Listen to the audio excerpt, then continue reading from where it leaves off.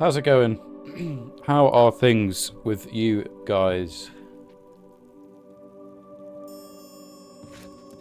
As for me, I'm doing pretty well. There's some crazy looking symbols on the floor here, look.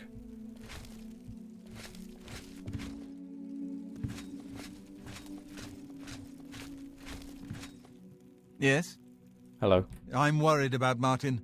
He does nothing but pore over that evil book all day.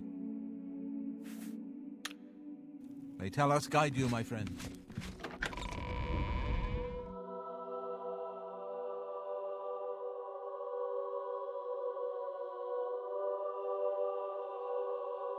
Thoroughly meh, but nothing catastrophic, so it's all good. Okay, good. You've got good days and bad days, right? Just the way things are. As long as something, you know, nothing too bad hasn't happened, you know.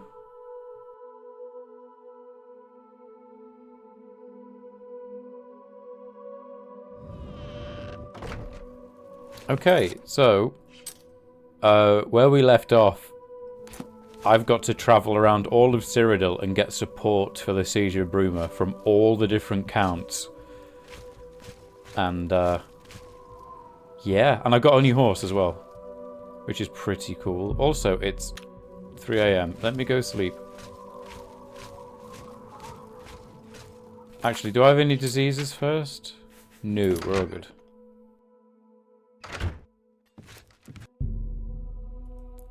Let's do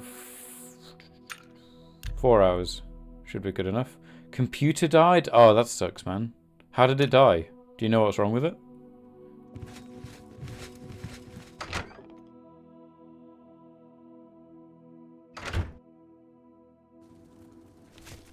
Hello, my friend.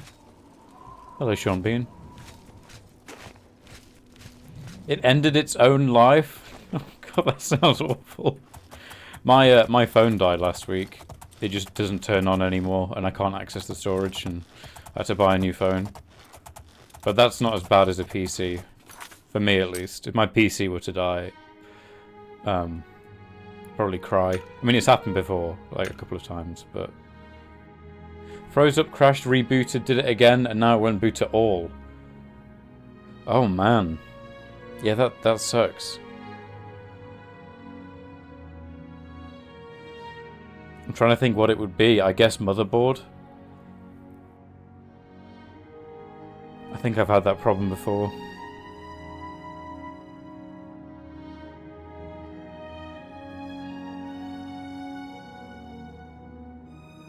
Yeah, motherboard's your guess. Yeah. I mean, I'm not a super expert with computers, but it would be my theory, just because if anything else were broken, you'd at least be able to get a screen open that would tell you, right? You'd be able to get to BIOS or see, you'd be able to see something, right? So what we're going to do, we made plans at the end of the last stream. I've already forgotten them. I believe, though, we're going to go clockwise through the mountains and clear out some dungeons, because the end of the world is coming, and we need to be more geared. Like, I want some more dwarven armor, I want some enchantments, I want some cool stuff. So, when it comes to narrative content, I honestly don't think we're going to be doing a huge amount this stream. It's just going to be dungeon grinding and yapping about random stuff. So if you're okay with that, then, you know.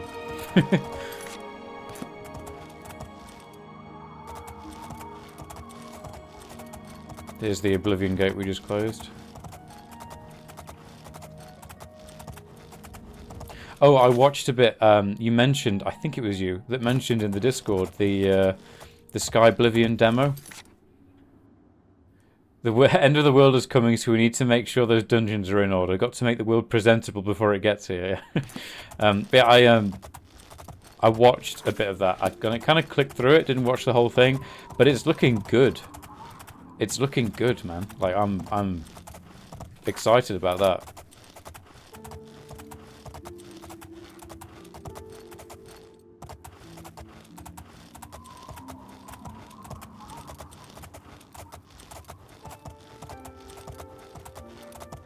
Really happy with the look. Like, so some of it is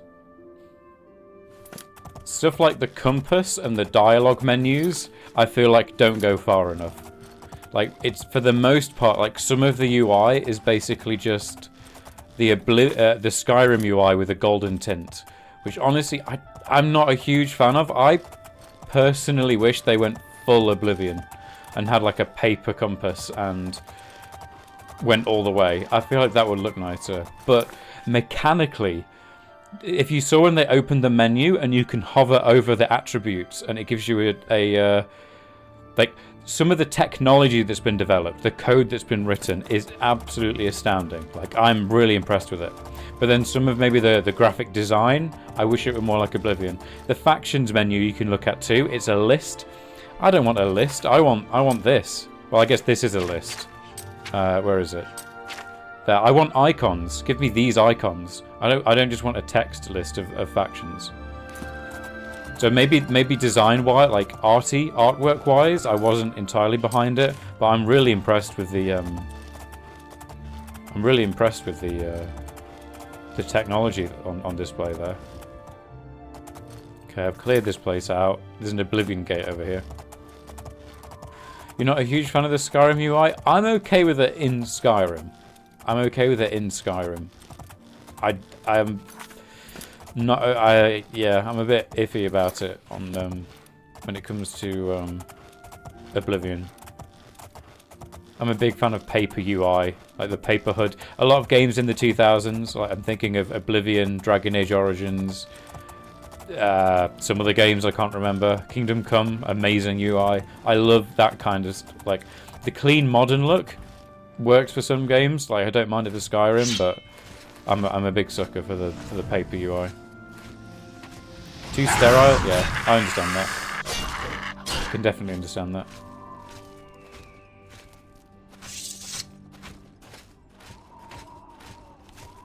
The skeuomorphism of the 2000s, especially in a fantasy game. You know what? That might be the first time I've ever heard the word skeuomorphism. I don't know what that means. I don't think I've ever came across that word. You'll have to explain it to me.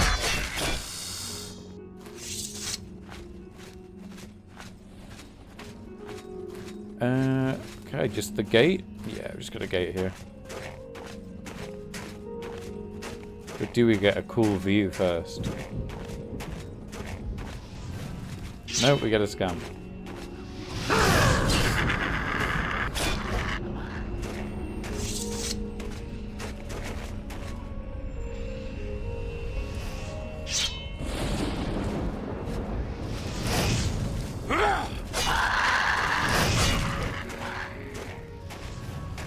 Clear these level 2s out.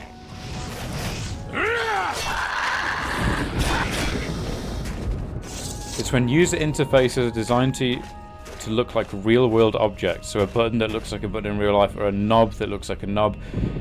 Yeah, it looks like a piece of parchment, like a journal, or yeah. Okay, skeuomorphism, new word. Yeah, that is something I really like.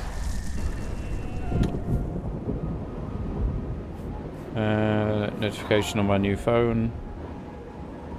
A Just Eat notification. Awful. Don't send me that. Right.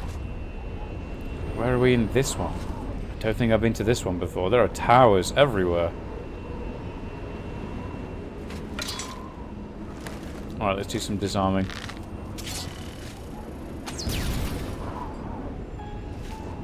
Turning off all this... Yeah, I'm going through that right now. It took a long time as soon as the phone was set up to uninstall everything and install the things I want. You know, tell it not to send diagnostic data off to companies about 7 different times because it's a Samsung A26. I've got to go through all the Google Android stuff and the Samsung stuff, and both of them want to back up all of my data. Winky face. They want all my data, and I have to repeatedly tell them no. Kind of annoying. Yeah, it's really bad.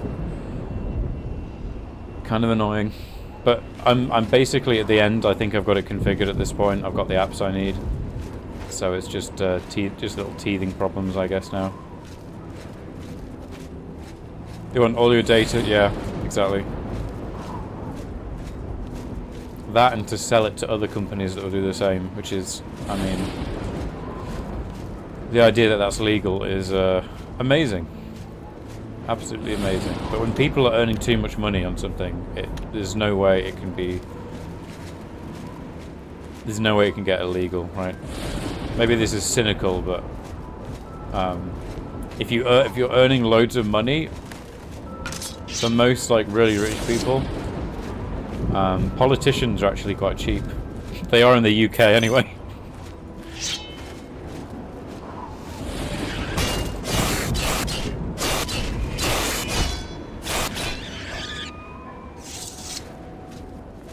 Yeah, in the US too. Yeah, it's kind of sad, but just gotta accept it as the reality, I suppose, for now.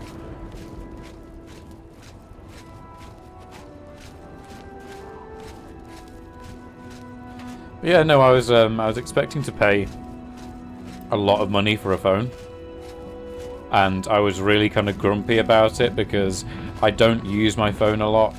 I'm not a big phone person. I just wanted to do a basic amount of things. And I felt like... But one thing I wanted was... You died in the lava, haha. Oh, hi. One thing I wanted to do, though, was not break. So I did want to have a reliable brand of phone. I didn't want to buy something really cheap. And I found out... I've got people in my family that have the Galaxy S series of phones, like the newest ones, and they're like ridiculously expensive.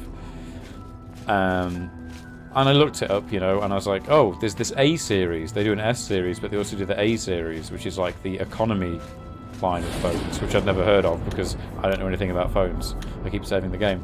And it turns out the newest model, the brand new model from the end of last year, was only £115.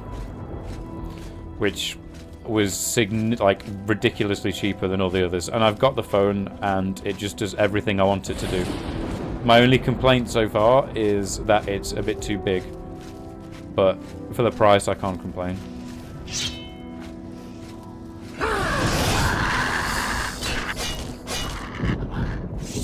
A26 should be fine for you for a while. The A phones are basically just lower cost versions of the S series. Yeah, I'm hoping.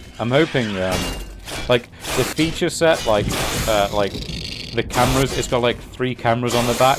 I never take pictures. The only pictures I take on my phones are of QR codes. Like if I want to take like pictures, I've got a proper camera for that. So I really just wanted it for the basic phone stuff. So my only hope is that it lasts me for years and that I take care of it, because whatever new technology they release for phones in the coming years, unless it's like crazy powerful technology like brain control phones, you know, when that comes out I'll probably make an upgrade. But aside from something radical, I plan to keep this phone for the rest of my life. I honestly I've got no passion for phones. I mean, it's different with my computer. Like whenever a new line of graphics card comes out, I'm always a bit tempted. Because I spend so much time at my desk. But, yeah, I couldn't care less about phones, really. Hardly anyone makes small phones anymore. I hate that. Well, they do. You see, they do make small phones, but what they've done is, so they've made phones tablet-sized over the past few years, right? They've gotten bigger and bigger. And now, I saw on the Samsung website, they're selling the fold phones and the flip phones. So they created the problem of phones being way too big for people's hands, and then they sell you the solution of being able to fold or flip your phone so it's smaller again. And I'm just thinking, what is that? Because those phones are so expensive. I actually have a good friend of mine has a fold phone, and it's like, I think he gets it on contract, and he is a big phone person, so it's like worth it for him. But yeah. Depends what brain control means. My brain controlling my phone, sure. My phone controlling my brain, no thanks. Very, very true. How much Samsung and Google could have look to have direct access? Oh yeah, no. If there's anything dodgy about that, like if brain control comes out and I can control technology with my mind, if there's something where I have to create a Meta account to do that, I'm not doing it. Like it would have to be local. There have to be no information sharing on that. Like, some things, like, I kind of don't care. Like, if I make certain accounts, it's like, sure, use my data, because it's not really going to affect me in any way, but there's some things where it's, there's a hard line drawn.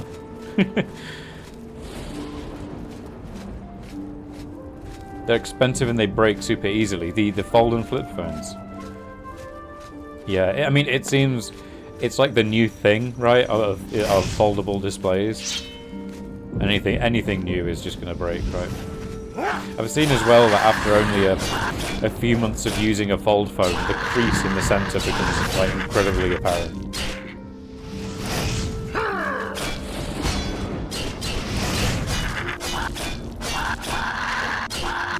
Is my katana already blunt? Oh no, this is a... Here we go.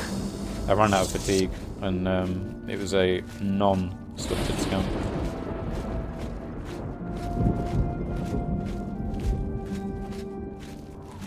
No, that's a body. How is he fixed to that wall? Like leather. Oh, he's like metal. They welded him to the... Okay, I don't know why they did that, but that's disgusting.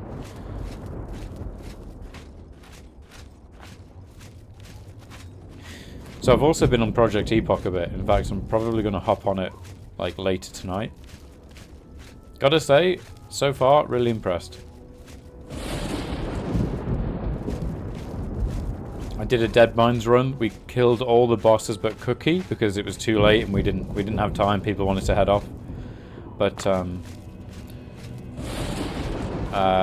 Dead Mines was very fun. It was entirely different. Like, so the bosses look the same and have the same names and they use the same voice lines. But that's essentially where the similarities between the original normal Dead Mines and Epoch Dead Mines like end. It's an entirely different dungeon. Really cool. The accelerated game time, yeah, the 3 hour, yeah, because game mechanics based around the day-night cycle of a game is such a cool thing for an MMO, and it never got played with outside of Pirewood Village, right? That's the only instance I can think of it being a thing in vanilla. But because most people playing the game would play when they got home from work, they would only ever see the nighttime version. Like, you could meet people who've... I want to go down there. You could meet people who've played WoW for years and not know that during the day Pirewood Village is full of humans. Just because of the whole 24-hour cycle. So a 3-hour cycle is really smart in my opinion. Oh yeah, the new lighting's cool. Yeah, I'm a fan of that. The water shaders are good as well. So I spend a lot of time obviously on a 3.3.5 client for recording my videos, and the default Wrath water textures are terrible, and the Epoch ones are a lot better. So you know what I might do? I might just copy and paste. I might find which patch has the graphics changes and just copy that patch file and paste it into my local client. And use that for my videos, because it's not quite on par with the traced water of Classic WoW. Obviously Classic looks nicer, Classic water looks the best, but it's not ugly, and that's the main thing, right? The water's not ugly.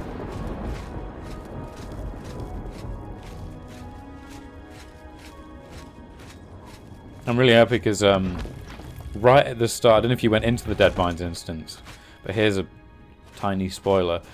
Right at the start of the dungeon, on your first left, is a hidden entrance to a hidden mine shaft that's not displayed on the minimap.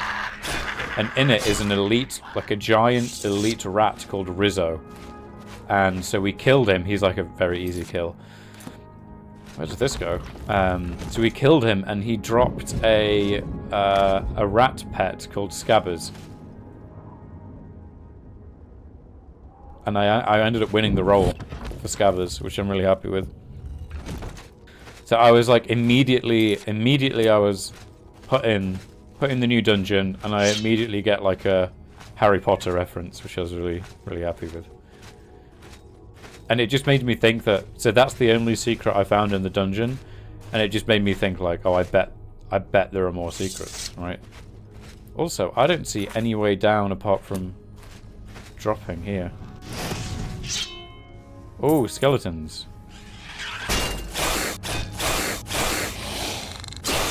Does Epoch have the it has the collection UI. So even though because it's based off of 3.3.5, based off of Wrath, it's got everything that Wrath has. Or at least it had everything that Wrath had, and then they made a decision individually on each mechanic of system. Do we want this system to be in the game in Epoch, or shall we disable it? So stuff like looking for group, completely gone. There's obviously no looking for group because it's very anti-vanilla gameplay wise, like mechanically. But stuff like the achievement system, they've got, so the collection system is in, and the achievement system has been completely retrofitted. So there's all the achievements have been redesigned, and there's loads of new achievements.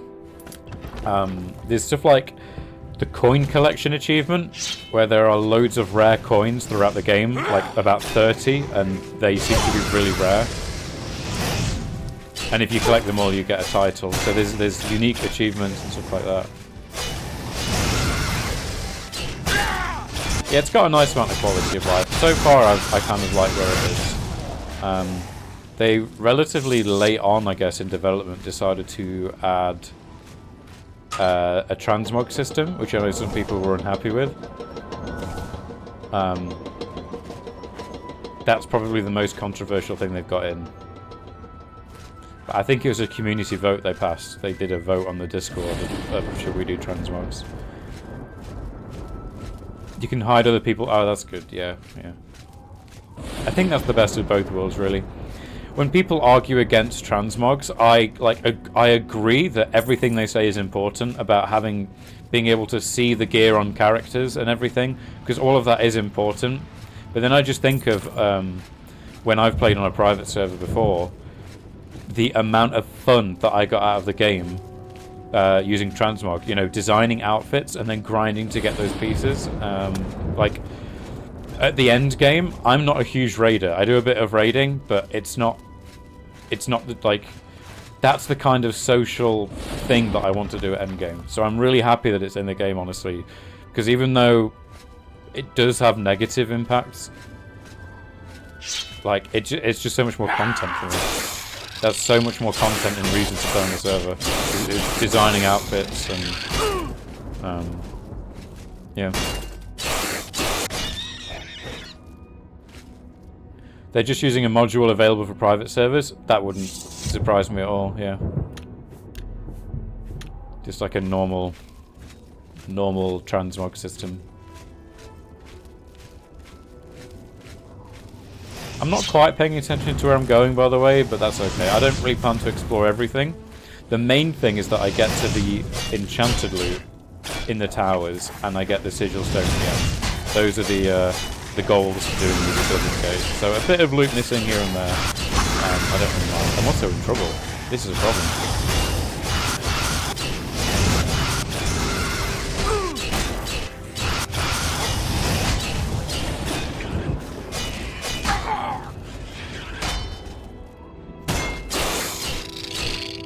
Also, yeah, my sword is blunt. I need to repair it after.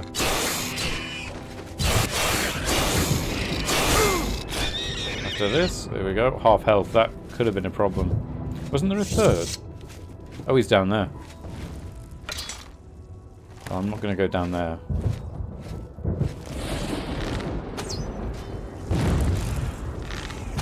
Oh, he fell in the lava and died. Nice. You would have thought Dremora would have, like, fire resist, right? I guess not.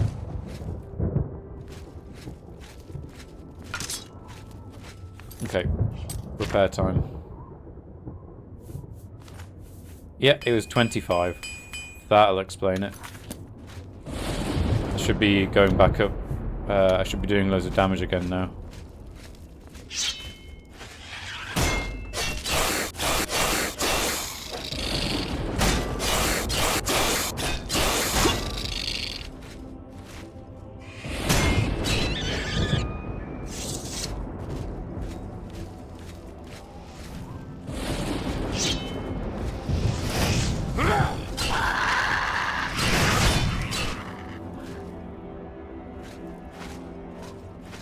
This isn't the, this is the big tower. I'm not... I think that's the central tower. That's the Citadel, that's what we call it. So I'm gonna go this way first.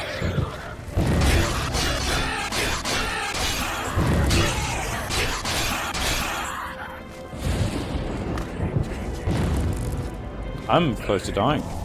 This is not good. And he fell. Wait, is he in the lava? Okay. Not my problem, I guess. Okay, so I can't go that way. The bridge is out.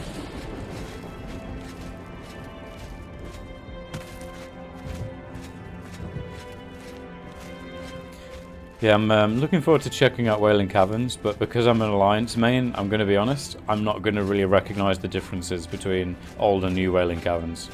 Because I've like done it a handful of... I've done it like a very short handful of times. That... Okay, whatever's over there is really cool. How do I get over there?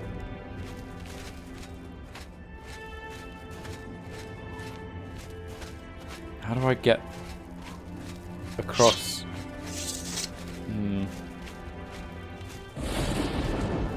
Can't go there, the bridge is out. I can't go through there. I guess I've got to go into this big citadel and open something. Did I? Maybe I didn't open the... Maybe I could have opened this gate and I didn't. I'm going to go check this out again. Maybe I missed something.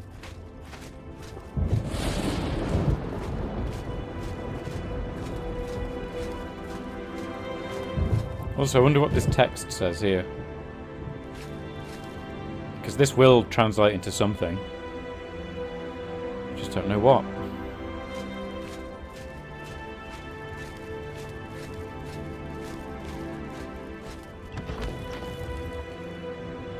Okay, let's go back to the top. Maybe I missed like a lever or something. I know that there was loot up there. Definitely been up there, but maybe I just wasn't paying attention. Maybe I was ranting about my phone or something.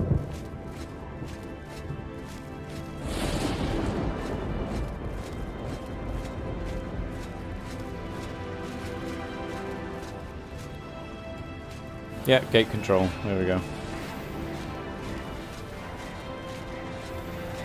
It's going to be really interesting to see how Oblivion tackles Oblivion. I believe they're not really done with that yet. It's like going to be some of the last stuff they do. Like at the very end is going to be the Oblivion Gate realms. Because they said they wanted to put the effort, like they wanted to have full expertise and, you know, have all the experience of modelling the rest of the game before they tackle Oblivion dungeons, because they want them to be as unique as possible, because they were one of the primary weaknesses of this game, really. Oblivion is the worst part of Oblivion, funnily enough. Ranting about something doesn't seem like you, I know.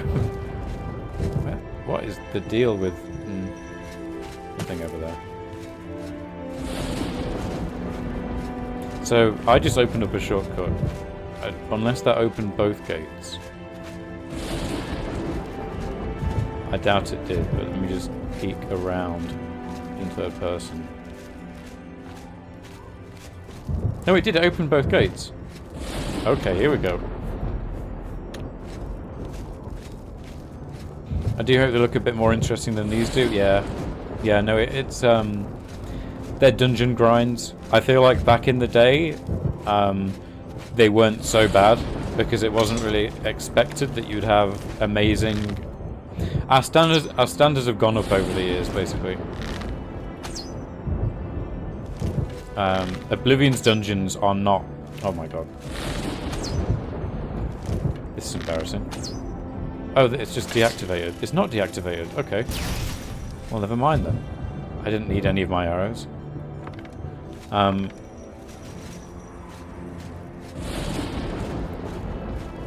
Yeah, like, few of Oblivion's dungeons are any good, I'll be honest. Like, by modern standards, I mean. Like, Skyrim made a big improvement. Thing is, though, like, Morrowind's dungeons were better than this. That's the thing. Like, they really churned out the dungeons in this game, which is sad. I still kind of enjoy them, just because they're not awful, and you get some cool loot and stuff, and you can progress your character, and that's always cool. But, It is hard playing Skyrim and then going to things like this. And the Oblivion games are the worst. Are the worst of it. But the ones in Sky Oblivion, from what I've seen, the Sky Oblivion dungeons look impeccably done. Really, really well done.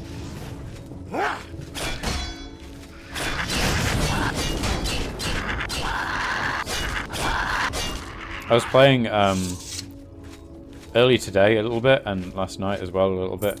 Playing some Kingdom Come Deliverance 2. I've just finally started to play it over the weekend.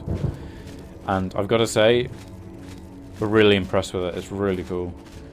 What's funny is, in some ways, it solved problems that Bethesda games have been having for years. So I had to follow this character through the forest, alright? And I press Alt, and I auto-follow him and walk at the same speed that he walks. And it's like, oh my god. This tiny thing has been decades in the making.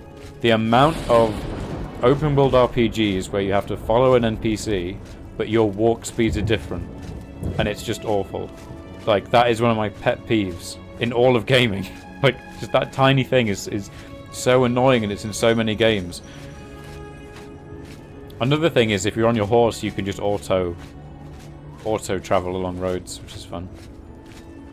It's such a basic thing. There are little things. So Kingdom Come Deliverance and its sequel, they're not like Bethesda games. They have a lot in common, but like narratively they're very different, because you play, it's not a sandbox. You know, you play, well, it is a sandbox. It's less of a sandbox. You play as a set character on a set story. Like, you can't be whoever you want to be. You are just different versions of the same character that only vary a little. You can't be like, oh, I want to be an elf battle mage, or I want to be an elf, you know, sneak person. And there's less freedom of expression, and there's less factions to join. Like, you can't completely define who you are as a character, basically. So there are differences, and Kingdom Come isn't trying to be like a Bethesda game, but it's obviously heavily inspired. And I really hope Elder Scrolls 6, when it eventually comes out, will just learn from games like Kingdom Come 1 and Kingdom Come 2. Like, just needs to it just needs to be a bit, it needs that level of polish where they've looked at these mechanics that have been in open world games for years and actually just like solved the problems with them. And I would hate for this knowledge to be lost. You know, I would really hate for like Elder Scrolls 6 to come along and just not learn the great things that other studios have learned, basically. We just don't have the technology. Yeah, they're a Bethesda are a multi-dollar company. They can't handle this.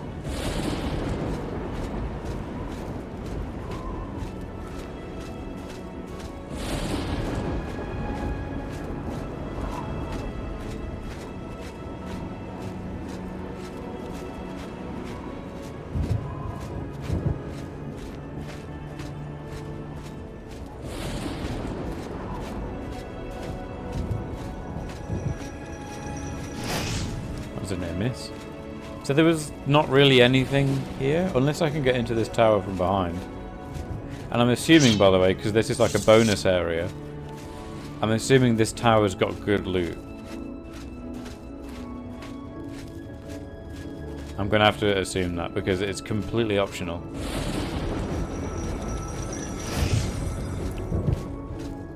Don't think there's anything I like have to do in the tower. Spindle Shrine.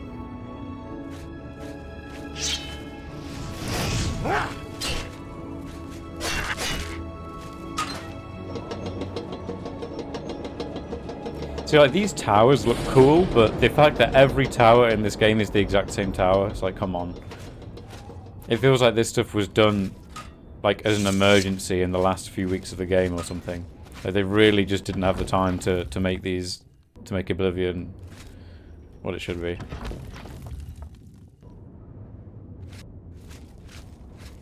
I'm probably going to be on a limit of like 1 Oblivion portal per stream, or maybe 2. Because even though I need to close a load of them to get through the main story, you know, you've got to have a limit. I mean, just everything being so red hurts your eyes after a while.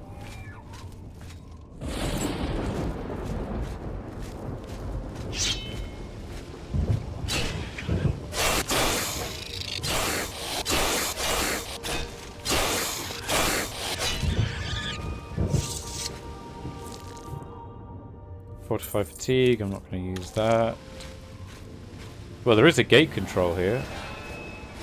Though I don't know what it would do. There's no gates to open. Oh, unless you can come this way anyway. Maybe you can just go around. Maybe I just didn't see it from the beginning. Let's see what this did.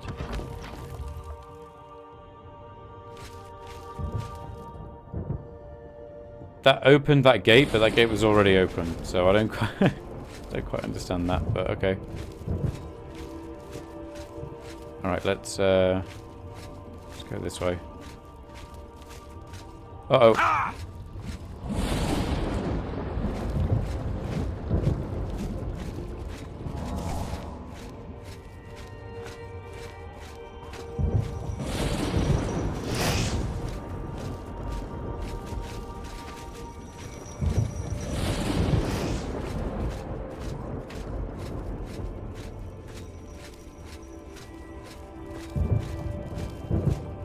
Ankle's only slightly broken, yeah. Can you imagine realistically what that would do to you? Especially if you're that if you're this heavy.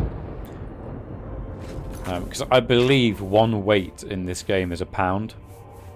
So like my chest piece is 40 pounds, like, of weight. I don't know how much that is in kilograms, but you know, heaviness, very heavy.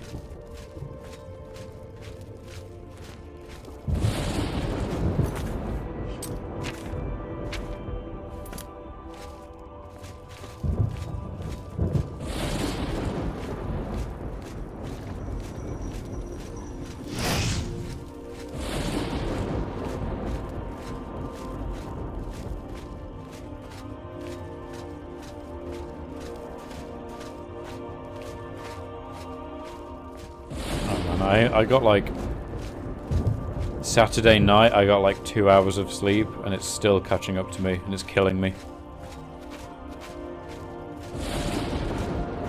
But then if I and I was really tempted earlier to take a nap in the middle of the day, but I knew if I did that my sleeping would just be even more messed up than it already is.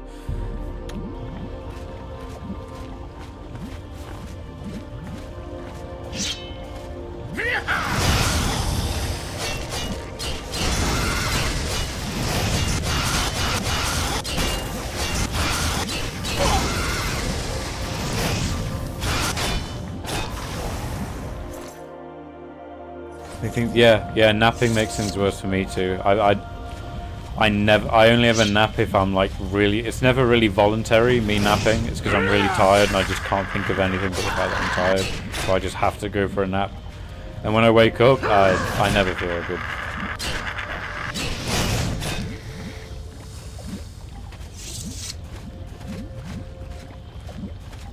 It always takes me a while to wake up, and I'm miserable whenever I wake up, honestly.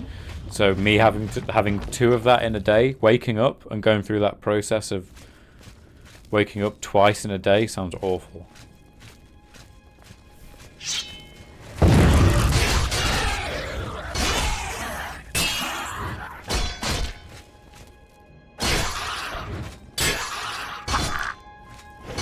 I guess like most people just have a coffee, right? A coffee in the morning to get themselves up, but it's not my kind of thing. I don't really like it. Well, no, I do. I enjoy coffee recreationally, like every now and then, especially if I'm like, you know, at some kind of social thing, and you know, if I'm going with someone to a cafe, I'll have a coffee, and I like the taste of coffee and everything, but I would never like brew a coffee in the morning to wake up. It doesn't really work on me, to be honest, so caffeine, I mean, it kind of works, but I found sugar wakes me up way more than caffeine. Caffeine barely has any effect on me, frankly. Let me deal with that.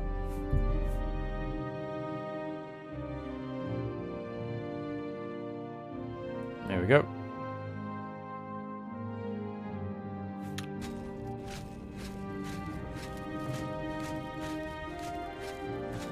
The Lust Keep. Okay, we're not going in there right now. That's kind of weird.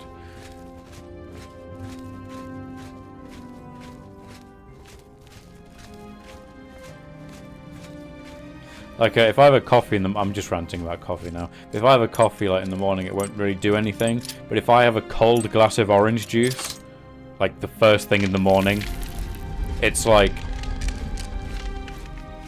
I feel like... I mean, I've never done a line of Coke before, but, like...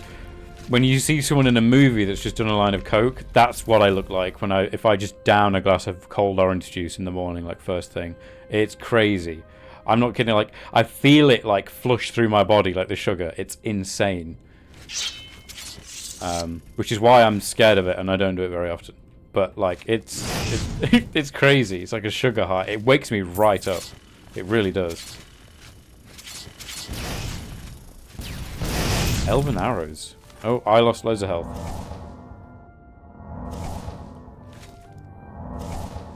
Who needs drugs when sugar does it for you? Yep. I have always had a sweet tooth. And I've never, growing up, I still, like, have no resistance to a sweet tooth as well. So, I've always had a sugar problem. And I'm like, only in the past few years have I realized that I have, like, a sugar addiction. And that long term it's going to have really bad effects on my health. But it's so hard to cut down on sugar.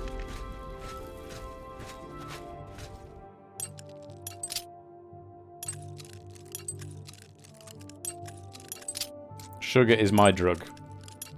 I don't drink, I don't smoke anything, I don't no caffeine, just sugar. And I guess salt. I guess everyone is addicted to, like, salt because there's so much of it in everything now. But I just try not to think about that being a thing. I try to pretend that isn't a fact.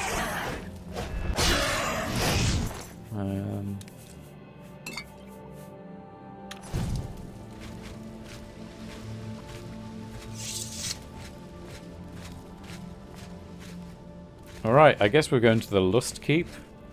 Because that's a thing, apparently.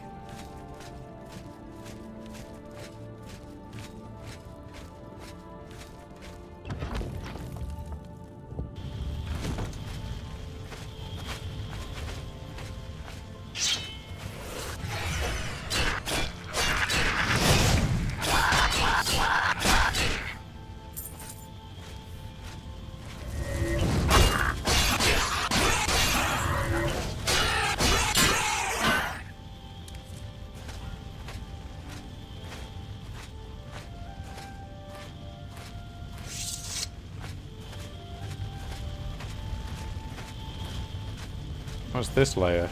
See, it keeps going up, so I'm wondering what the deal is there.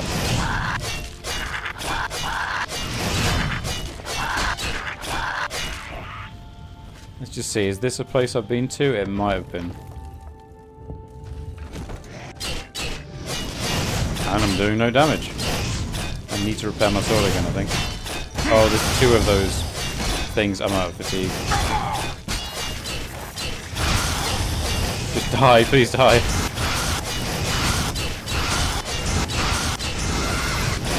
Ooh, okay. That got tedious. Okay, I've been here, I think. Skipping this bit. I'm pretty sure that's all done. Alright, let's go repair.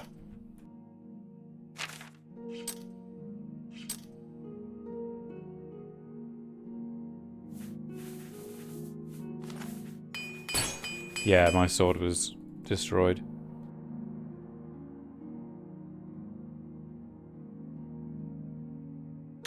Right. I think this is a katana thing, by the way, which would make sense to balance it. Because the katanas, the Akibira katanas are really good early game weapons. You know, I'm still using mine. But I think the setback with them is that they have really low durability.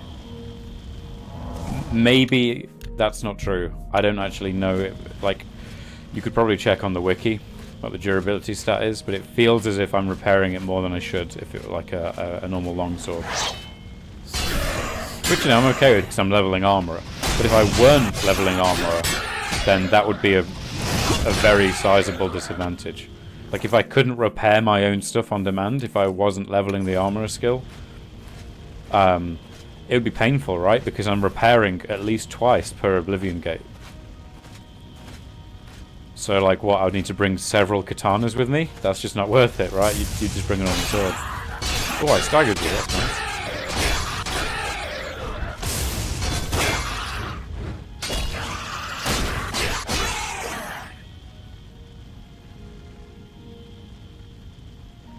What do we got? Just scrolls. Burden of Arrogance, not really.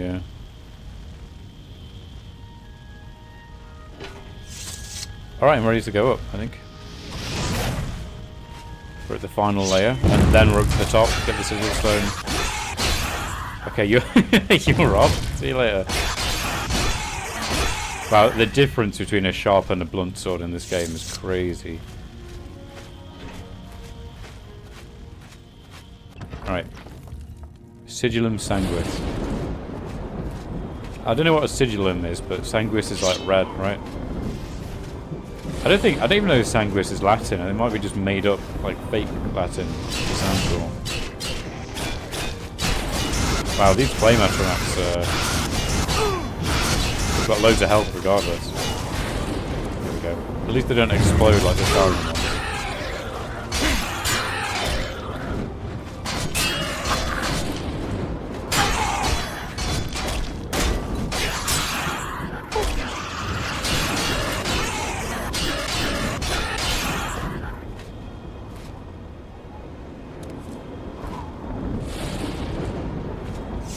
Well, so this stream isn't going to be mega long, just because I have started working on a WoW video. So I still very much, I'm going to be making, my next big video is going to be an Oblivion video. But I need to be working on something, and I don't really want to start, I want to finish my Oblivion playthrough first and have it all saved on my hard drive, so I've got all the B-roll to edit. By the way, this is a new type of Dremora, and they look scary. Got a big sword. I wonder how good a Dremora sword is, actually.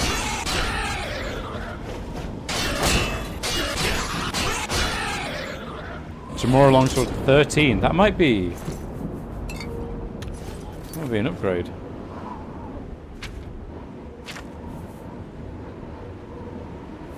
It genuinely might be an upgrade. Let's repair everything. Side by side. It is. It's a 2-point upgrade. We've got a new sword. It weighs well over double the weight of katana, but that's okay. We've got a demon sword.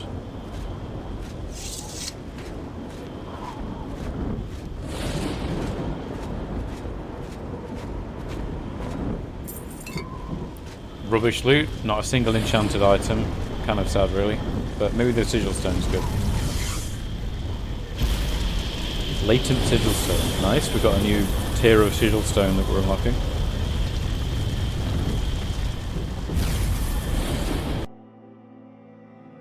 So yeah, gonna be working on a WoW video for a bit, and I'll do a bit of that today. I've got a new method of doing things, and so far I've been a bit lazy, to be honest. Like, I struggle to focus, but when I focus, I've been getting through it really efficiently. Like, I'm very nearly done with the script, and it just didn't take that long. And I'm feeling pretty good about it. So it's going to be a kind of a short video. Just because I don't want it to be... I'm planning on this Oblivion video to be a big one. I've got no idea how it'll turn out, but in my head, it'll be the longest video I've ever made. So I really don't want there to be a huge gap between, because I'm really bad at doing that, of leaving huge gaps between my videos. So I'm thinking, you know, I'll get a little WoW video out in the meantime, and that'll be good. Right, let's Let's go this way. We've made this road a bit safer. Though there are, along these trails, 3 more Oblivion gates. 4 if you count that one. So we're not going to do all of them because that would be silly. Latent Sigil Stone. Resist disease 35% on self. Not awful. Probably not going to use it though. If it were more than that, like... It's not bad to have something resist disease, but... In fact, you know what? I might as well use it now because you can't sell these for anything, right? So I'll put it on my Greaves. Why not?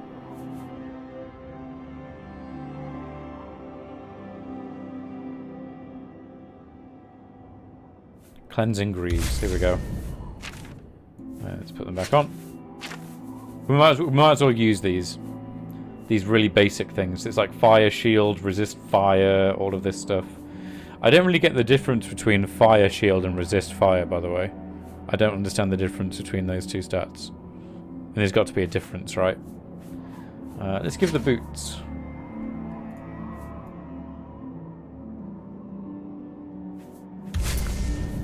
And let's do fire shield. I should have really good fire resist in general now.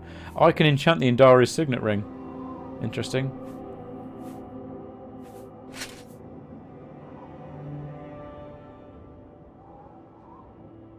Oven mittens, fire shield, that works perfectly. Then just normal resist magic. Let's put that on my helmet.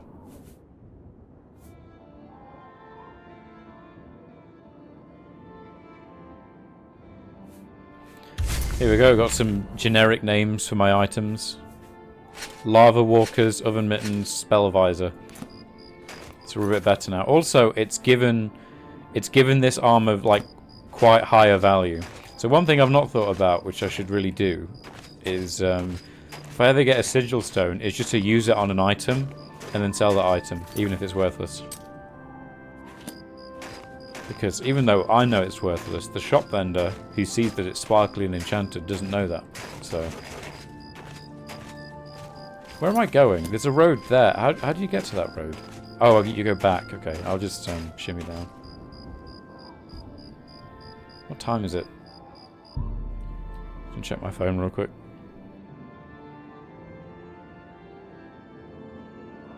Okay.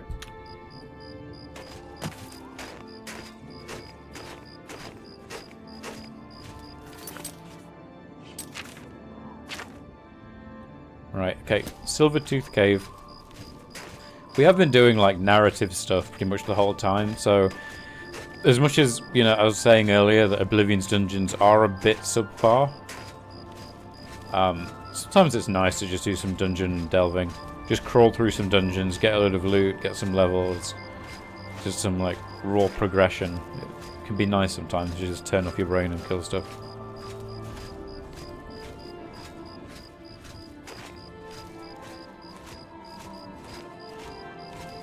Also, I've got 30 seconds until Twitch puts pre-roll ads back on the stream, which is great. Thanks, Twitch. So, it's a good excuse for me to stretch my legs, so... As long as it's spaced out well, yeah, definitely agreed. So I'm going to go AFK for a very short while, just while the ads play.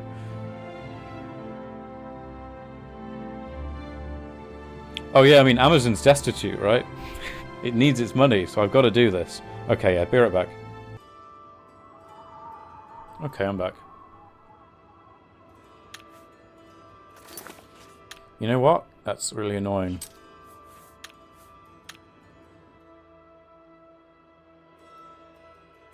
Oblivion, in its endless wisdom, somehow managed to scroll up my Twitch chat, so I couldn't see the bottom of it. That's great.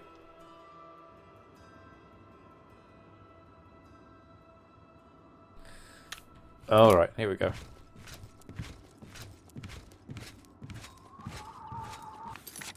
I also need to, I need to... Last week's Oblivion VODs, they're all uploaded, but they're unlisted, and I've not made the titles, descriptions, or thumbnails for them yet. And I've also not edited out the ad breaks, because that's something I've been doing.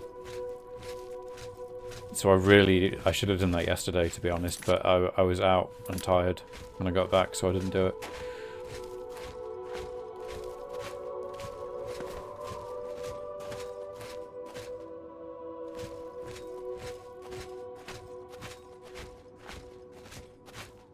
Watching them on Twitch? Ah, that's fair enough, yeah.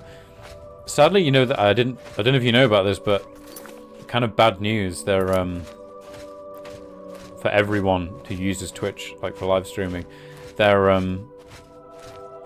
they're deleting VODs now, permanent VODs.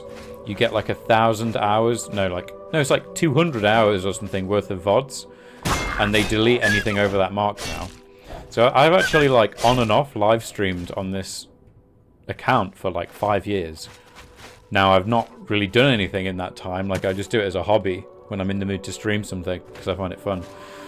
But like I have all of those VODs unlisted for the sake of archival purposes, and I don't have the hard drive space to store that myself, so that stuff's just gonna get lost.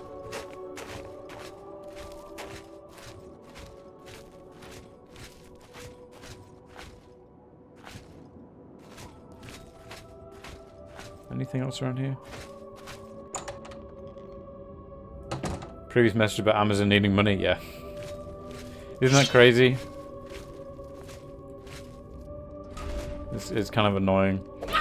I mean, what that makes me think, because it is a pretty stupid idea. Yeah, lots of stuff permanently lost. It is pretty awful, and it's a pretty stupid idea. And I think lots of people at Twitch and Amazon probably recognize that it's a stupid idea. What I think maybe, my theory is what it means is that they've maybe been given some ultimatums to make Twitch profitable by a certain date. They demand. That's really cool how that goblin got taken out by the trap, by the way. Really happy with that. Anyway, they probably have been under hard pressure to create more profitability, to create more profit, and so that means they're having to start to maybe amputate some of their services at great costs in the hopes that they can really trim the fat as much as possible. That's what it makes me think. That's the only scenario in my head where I can understand them doing what they've done. It makes me think that Amazon, either Amazon's being too greedy, which, shock horror, and they want more from Twitch than Twitch can reasonably make, or Twitch just isn't making money right now. One of the two. Something's, they're being forced to cut corners quite aggressively for some reason. They've struggled to be profitable for a while now, yeah. To Twitch Prime and all of that, Twitch Prime is still free, which is really cool, but I know that they want to phase out Twitch Prime. I think that maybe they're planning on it just being a discount, like if you have Amazon Prime you get a discount. But the problem is they've now created a culture where so many big streamers, it was so big for streaming is Twitch Prime. There's so many streamers that their livelihoods demand on Twitch Prime. Because, I mean, everyone's sub counts are going to drop massively.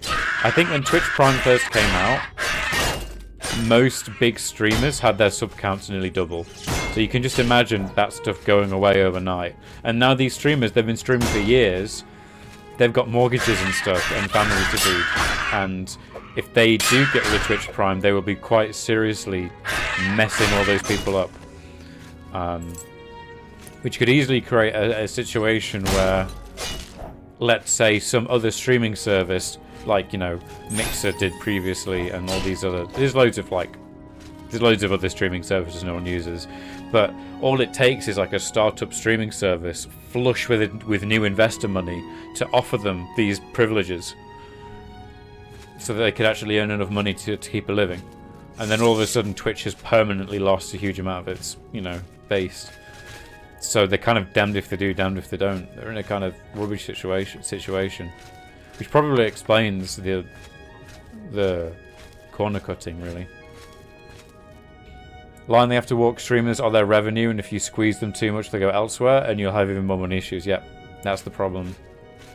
They're kind of stuck right now. I mean, this always happens. Like, sooner or later, if you get bought out by a big company, this always happens. Where they'll just keep demanding more and more profit every year. And for the first few years, I imagine it's great. If a big company buys out your company and you're not one of the people they let go, I'm sure it's great for the first few years because you're flush with money and resources and reach and technical support and all these different things. I'm sure it's great to begin with. We've missed a lot of this cave. Let's do the rest before going further down. But then you always get to this point where they start demanding more profitability than you can offer. And then all of a sudden you realize, oh shit, I shouldn't have done this. But to be fair, the people they usually sell the companies to are now millionaires. Like, they usually just retire. Like, I don't really remember who the original owners of Twitch are and what they're doing right now, but I imagine they're just, like, retired, enjoying the bucket loads of money. So.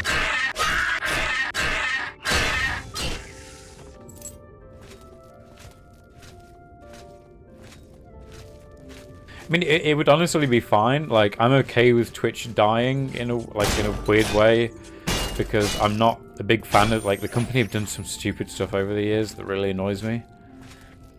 It's just annoying that most people are on Twitch, and also, like, the emotes and the culture and the way Twitch chat is set up is so much better. Because, like, if you're not streaming on Twitch, you're streaming on YouTube. And I hate the interface and how streaming works. The only reason I don't stream, like, on my alt channel, on YouTube as well, the reason I'm not, like, double streaming is that you have to set up a scheduled stream for every stream. And it requires, like, I don't want to do administration to set up my live streams. I just want to press a button and it'll go. And I just can't be bothered to deal with any of that stuff. So, like, I think it's honestly the interface. They've really, like, some of the tools for streamers is really good on Twitch, and all the streaming culture there and everything. But that might not last forever.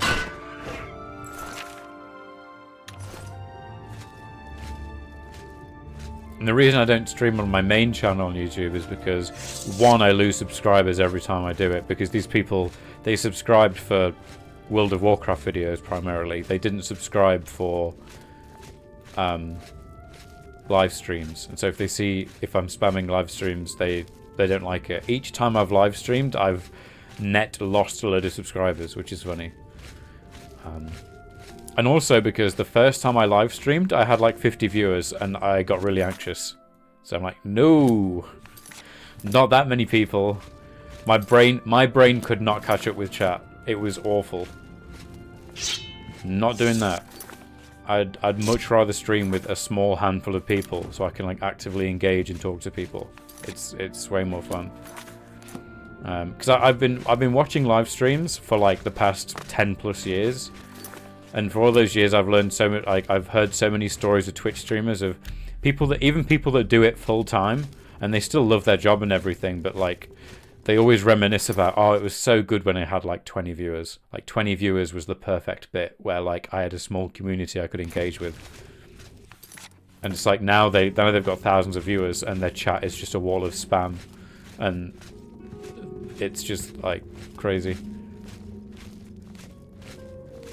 If they got their act together, they'd be a reasonable competitor. Yeah, they really would. They just don't get their act together. Like, it's not good at all, really. I'd moved if YouTube, like, worked like Twitch did. Like, if it just worked properly, it had a nice interface and it had the same features, and it wasn't annoying to set everything up, I would probably have already moved, to be honest, because I don't really owe any loyalty to Twitch. I wouldn't feel bad about leaving it behind, honestly.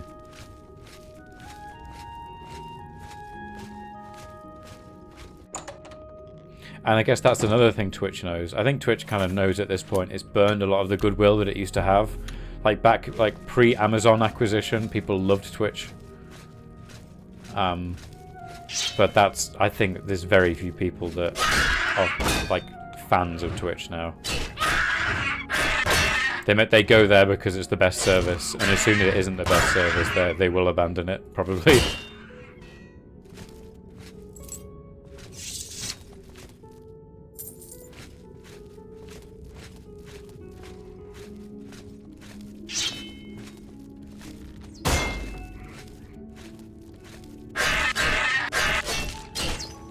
Tell you what though, I won't stream on my main channel, but when I did that Christmas stream, that was really nice because I wasn't playing a game, I was just chilling out and talking to people on Christmas.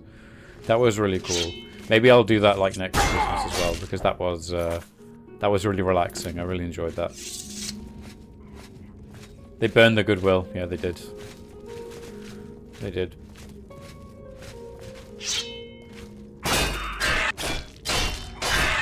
You enjoyed it? Nice. Yeah, I don't mind, like, I can... If there's, like, quite a few people watching, I'm okay with it if I'm just talking to them. Like, I'm just chilling out, but, like, trying to play a game... Oh, boy. Brain can't handle that. Ow. See, these do no damage, but it just looks like they're destroying me. So this is a level 4 goblin. I'm level 9. They're just like not leveling up with me. I guess goblins just cap out really low. I guess goblins are kind of useless as soon as you're out of like the immediate early game. Saying that, I'm probably going to come across a lot of heavily armored goblins soon. That was a level 1. Level 1 goblin. Wow.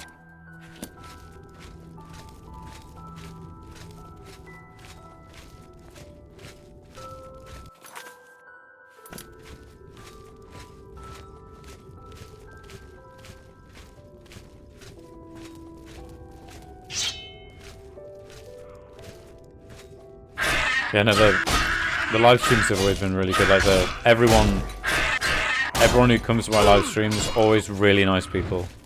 Like there's some, like you always get like some weird people, but that's the internet. It's fine. But like everyone's been nice. I've had a remarkably good time. Like I hear a lot about toxicity on the internet of being a YouTuber or whatever. I've not really had it. I'll be honest. I have recently, as of my... I've always had it kind of, but there has been a spike of people recently who, on my recent video, because I got some things wrong or didn't put things in the right context or whatever.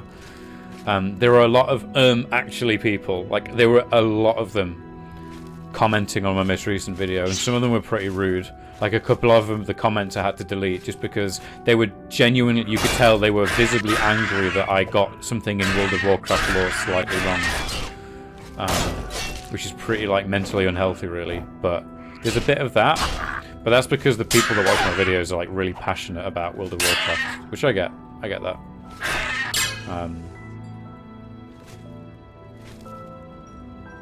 Even the viewers that want to sell, even the robots, yeah, even the robots are nice. Goblin Berserker. Okay, this is what I'm talking about. This guy's got some health.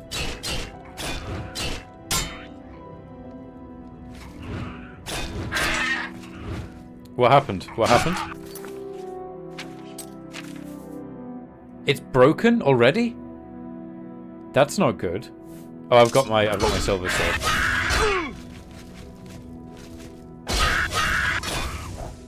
Is the durability even worse on a Dremora sword? Like, that's crazy. That broke so fast. Alright. That's okay, though. It's fine. It's fine. I'll keep good care of it. For 14 damage, you know, I'll definitely bother to take good care of it.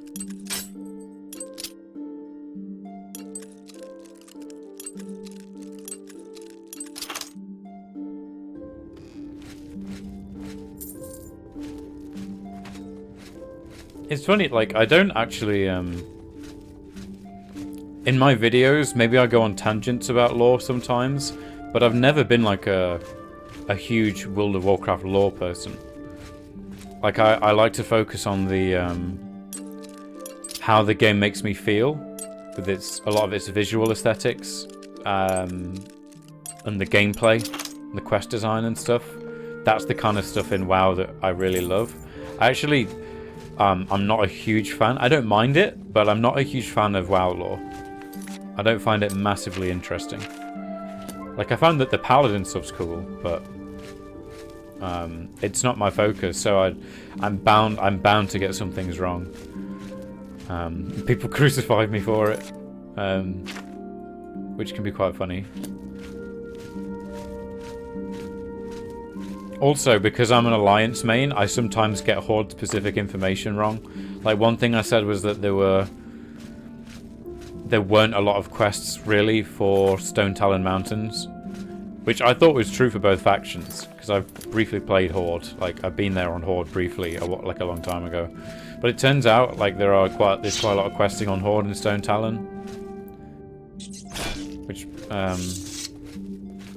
a lot of people quickly came to correct me about.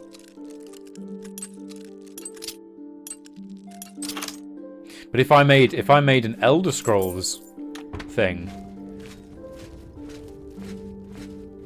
it would be different, because I am a big Elder Scrolls lore fan. I have been ever since I was like a teenager. So that's different, because I can rant about Elder Scrolls lore like a lot. And I would be the one correct. I mean, I wouldn't correct people. I really couldn't care enough to correct anyone about it, to be honest. But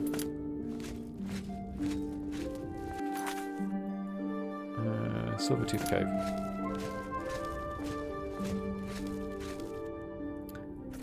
Right, that's not the right way. I'm gonna go this way. We've cleared this place out. No enchanted gear again. Nothing enchanted. Very sad.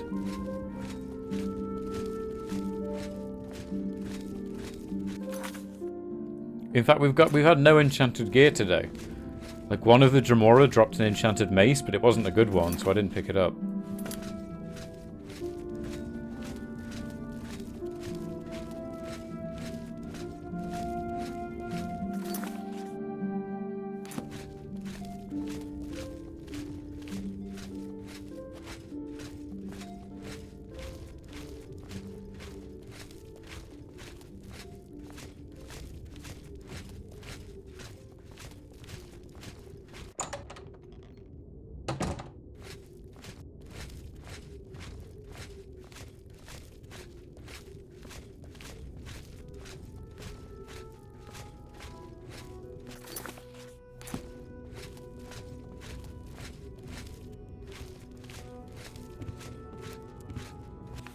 Right, we're finally on our way out. This dungeon took longer than it should have because I was rambling again, but you know.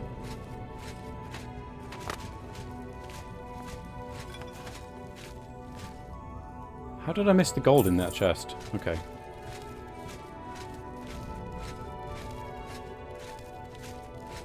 Bit of a dud this cave was, but that's fine. Thinking I should go to some, like, Ayleid ruin, something like that, maybe.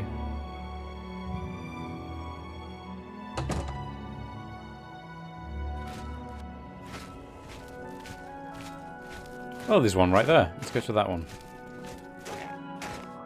We'll go to that one, and then... Oh, there's that Dremora ruin. I'll tell you what, I'm going to go to a Dremora ruin instead. Also, where's my horse? I completely forgot I had a horse. Let me go get the horse. Completely forgot. I think I left it near the Oblivion portal, like ages ago.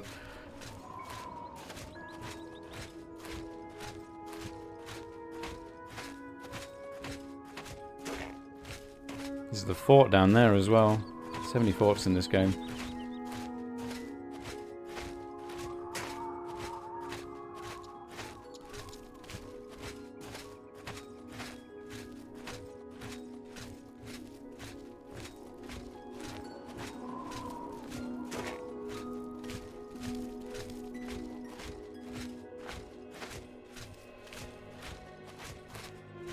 Gotta love the view. Look at that view.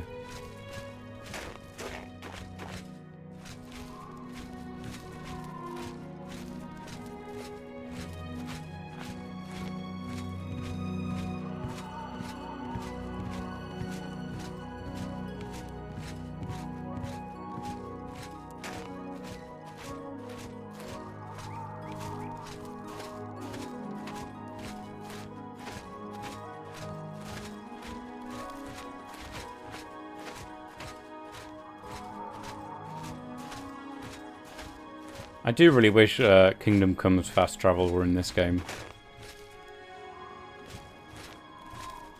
I do really wish that. Where your journey throughout the map is like literally simulated. Like it essentially puts the game speed to 200% and then turns off the graphics. So it's not rendering the graphics, it's just moving you around like with the screen off. And then just super speed runs you directly through the road system. So it's like actually simulating you traveling as opposed to teleporting you, which is so cool. And you unlock perks as well to make fast travel a bit safer later on. And if you get on a horse, it's faster, and your character's speed and your horse's speed also scale fast travel. How quickly you get through the game world. Like that is a very, for me that's a very acceptable level of fast travel. And you can also only do it between settlements, which makes lots of sense. I feel like that is the... If you were to pair that as well with a... like a Morrowind-style transport system with various types of transport, where you can either do it on foot, but there's danger, or you pay a bit of money and skip all danger, and it will just simulate your travel that way as well. Like that, in my mind, is the perfect fast travel system for an open world game like this. Also, where is my damn horse? Where did I leave it?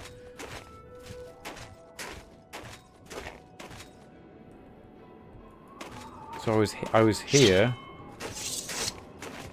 because I remember I saw the dead deer. I didn't leave the horse all the way at the start, did I? I think it might have buggered off somewhere. Okay, what I'm going to do is, this isn't cheating, okay? I'm going to fast travel to a place that I'm directly at. Oh, and it still didn't move my horse. That should have teleported my horse to me. Don't tell me I lost another horse somehow. I paid 5 grand for this horse. Okay, let me just... I'm going to save the game. This doesn't count. This doesn't count. This is not, like, canonical or whatever. I'm going to fast travel over here. Is my horse with me? No. If I fast travel here... There's my horse. It was at... And now it's walking away from me. That's so weird. Okay. Well... Never mind. Oh, thanks, Oblivion.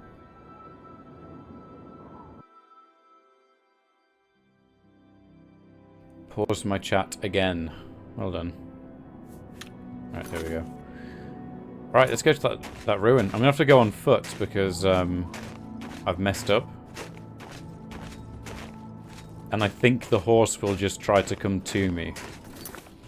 So if I spend the night somewhere, it's... Okay, it's... Probably when I get through this Dremora ruin, it'll be night time and I'll find a place to sleep. Or wait, if I really need to. And then when I wake up, the horse should be with me. Hopefully. Fingers crossed, because I've already messed up there.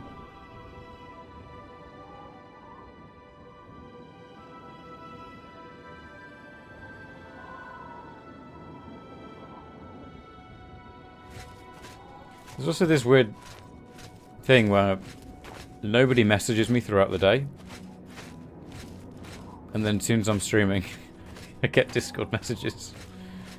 Not that it's anyone's fault, it's just fate, isn't it?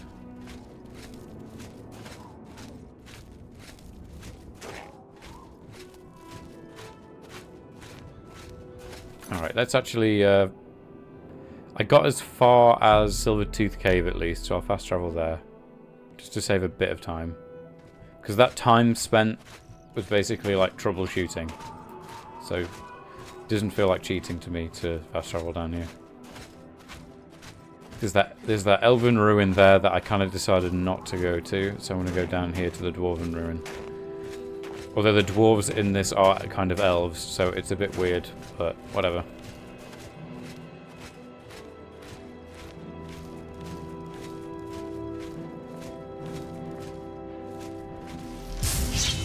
Ow.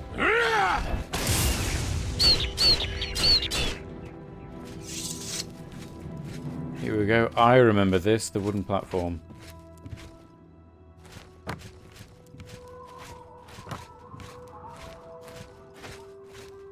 This is the right way, right? Yep. This is probably the last time I take this mountain trail for a while. Once I'm done in Cyrodiil, I don't really plan to go back anytime soon. So I'll make the most of it and go to this Dremora ruin. And maybe is there anything else on the way? There's another mine, but I've just been in a mine, so I don't want to double up on mines. Cave, nah, same thing. There is Phenacus there. Actually, there's the... I could go and do the Corrupt Watchman quest, or whatever it's called. Corruption and Conscience and Corruption. There's a short quest in Leowyn that I kind of happened upon it twice, and both times not bothered to continue it. So I might do that this time when I'm in Cyrodiil. Do that quest and then hit the road again and head south to Leowyn. And see what they need help with. Spoilers, it's an Oblivion portal again.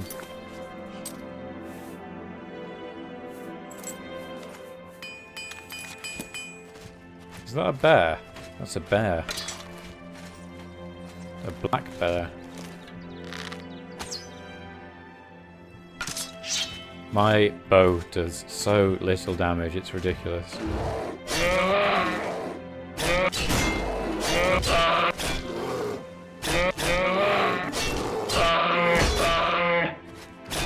Goodbye. Sorry, bear. Okay, into the Dwarven Ruin. Let's have a look. I remember I passed this and I was like kind of excited to go in, but I'd already been in a load of dungeons when I passed it, so I decided to save it. Honestly though, I visited some Dwarven Ruins a few streams ago, like last week, and I didn't find any amazing loot, so I'm a bit skeptical. Oh, another Oblivion portal there, that's nice. I'm a bit skeptical, but we'll see.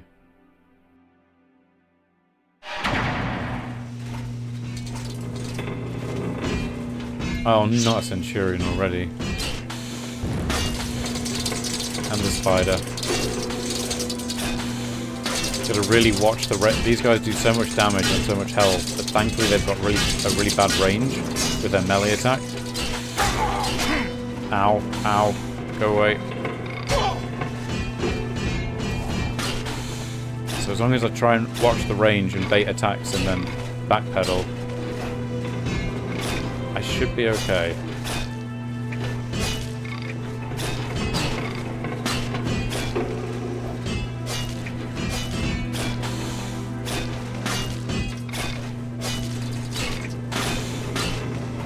Okay, this is going smoothly.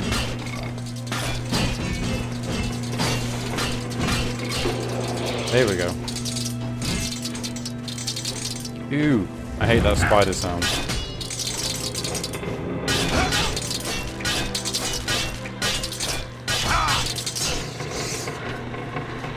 And here's a sphere.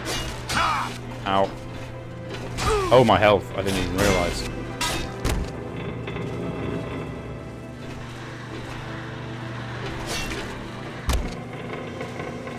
You can barely even see the little stabs they do. Did you just heal yourself? That's so rude.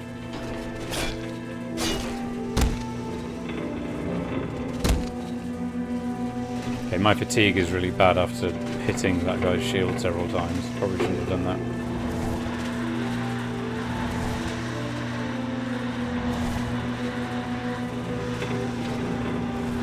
Stop healing.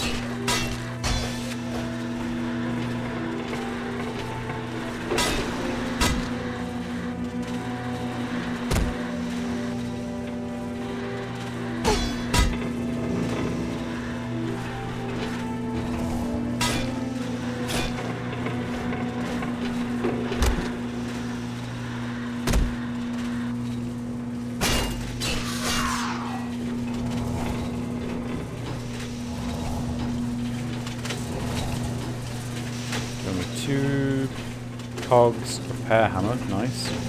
A rusty Dwemer gear, value 0, weight 150. Wow. Oh, hi. Didn't see you there.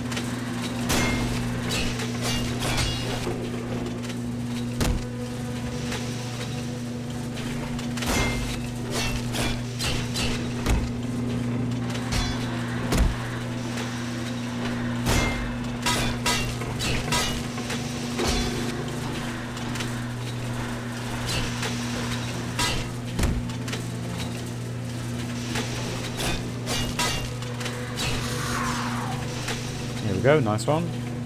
Anything cool here?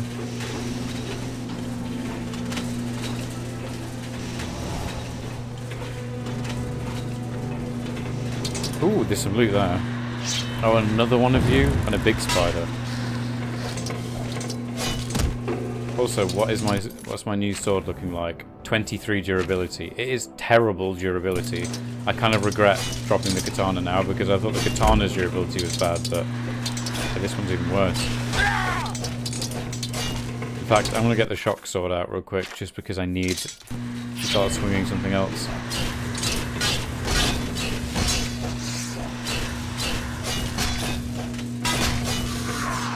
There we go. And now I'm out of combat, I can go repair that sword again. I mean, I've got the repair hammers, so it's not too bad. Oh, I don't now, I just use loads of them. I've now only got 3, never mind. A very hard chest. Dwemer schematic. This technical drawing seems to show how to build a great and terrible machine, but you are not enough of a tinker or smith to really understand it. Interesting, I wonder if I can take that to someone and they'll do something with it. Dwemer coins. That's the most loot I've found, by the way, in these Dwemer ruins. Like, by far. That's the best loot I've found, I mean.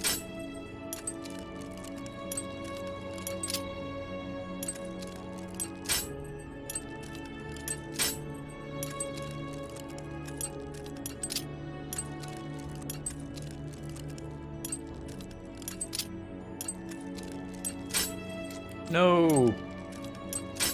Oh, okay. Right.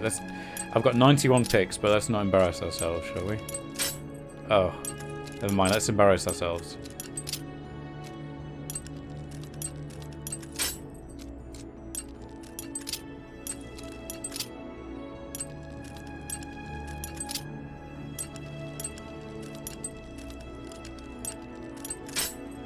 No. Okay, let's just press auto attempt. There we go. Easier. A lot easier. Dwarven bow? Nah.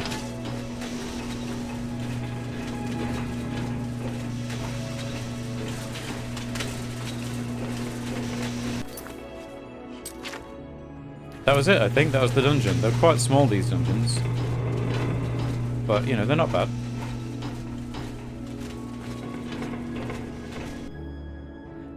What a Dwarven ruin is doing in northeastern Cyrodiil is, I mean, I guess there would be one here, maybe.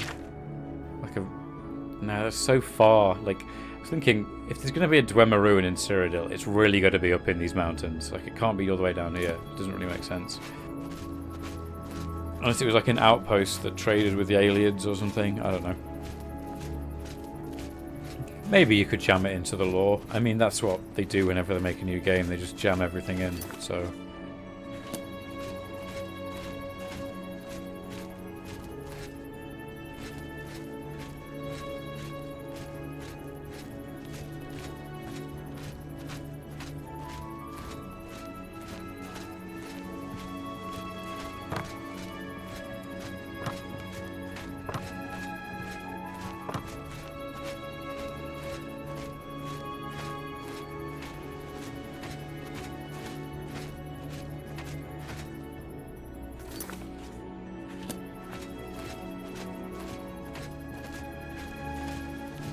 Probably going to go to Shaden Hall, talk to the Count, maybe see about this quest, and then call it. Sadly, it's a short stream. Really hoping to get through this game. Not because I don't want to play it, or anything like that, but like I'm enjoying myself playing it. I think it's just the satisfaction of having it done would also be the satisfaction of finishing it will also be quite nice. Oh, don't hit me. Rude.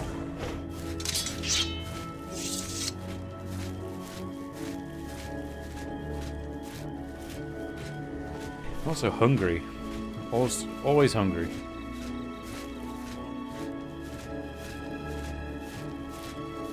Here's the remains of the Oblivion gate. So I saw in the Q&A for Sky Oblivion, they very recently released like gameplay footage, and they actually took us just about where I am right now in Sky Oblivion, and it looks completely different.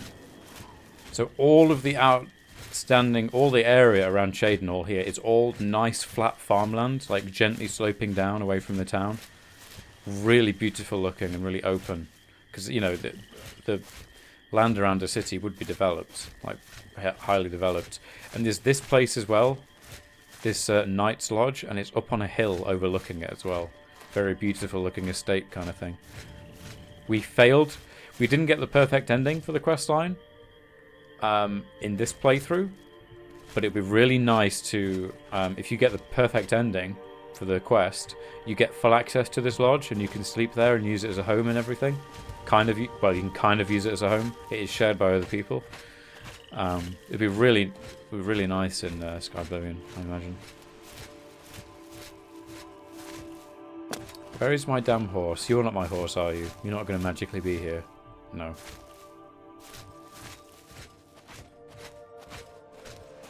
I could. It would be really cheeky of me, but I could steal a horse. You know, for the sake of saving the world and everything. They would understand.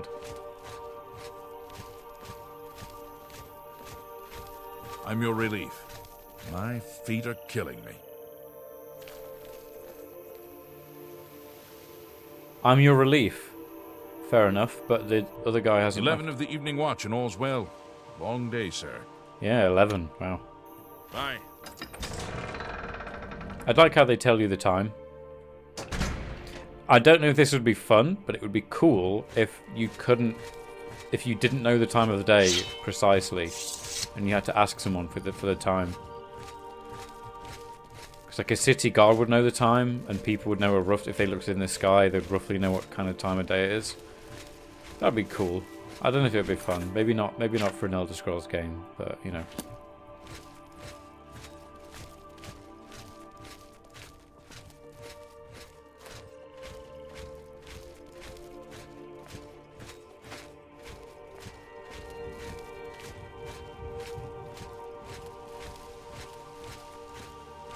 Oh, it's nighttime as well. I doubt we should talk to this guy at 11. He won't be awake. In fact, if I remember, he gets up really late. So, yeah. Let's go stop at the inn. I also need some repair hammers because this Dremora longsword is very brittle, apparently. Very high damage. Highest damage sword I've seen in the game. By a long shot, really. 2 points higher than my Akaviri katana, which is the best thing I'd seen until now. Okay. Hello. Shadenhall is in your debt, friend. That Oblivion gate had us all living in fear. Does that mean I get cheaper prices? Oh, what do you have to say about Shadenhall? Here you have your chapel-going Imperials and your chapel-dodging Dark Elves, and never the twain shall meet. The Imperials have the gold, houses, and top spots. Dark Elves like me left Morrowind and the whole priest-ridden tribunal nightmare. Oh. And we take the whole patriotic Imperial mission attitude with a dose of salt. Interesting. Let's do business. I wish that was expanded upon a bit more, but it's not because this is Oblivion. Let's sell a load of potions and then get a room. A good price for a good... Oh, let's keep the water walking potion and the water breathing one. They'll be useful.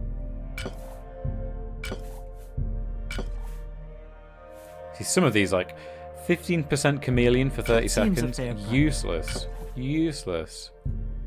Fine transaction. Fine transaction. Actually, I didn't haggle with you, did I? That was a mistake. Let's sell these fire You don't salts. expect me to make that deal, do you? You don't have the gold. Okay, you're poor. Never mind. I Yeah, 10 gold. walk. Not too bad. Goodbye. Would be cool to be a Fighters Guild member. We just haven't found the time to do it.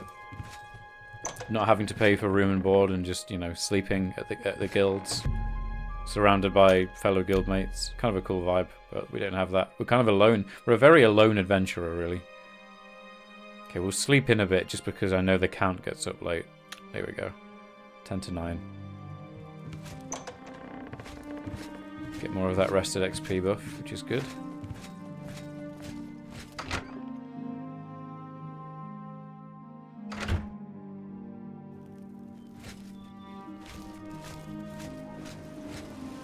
Oh, there's another inn here. I've just realised there is a second inn across the road. I've never been in here on this playthrough. Hello. Thank you for closing the Oblivion Gate. We all took heart when we heard the news.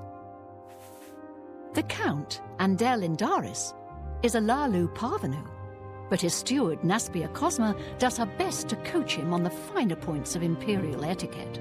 Our most celebrated citizen is Raith Lathandis, the famous painter. Speak to his wife, and she might let you take a peek into his studio. Don't have the time. Sorry.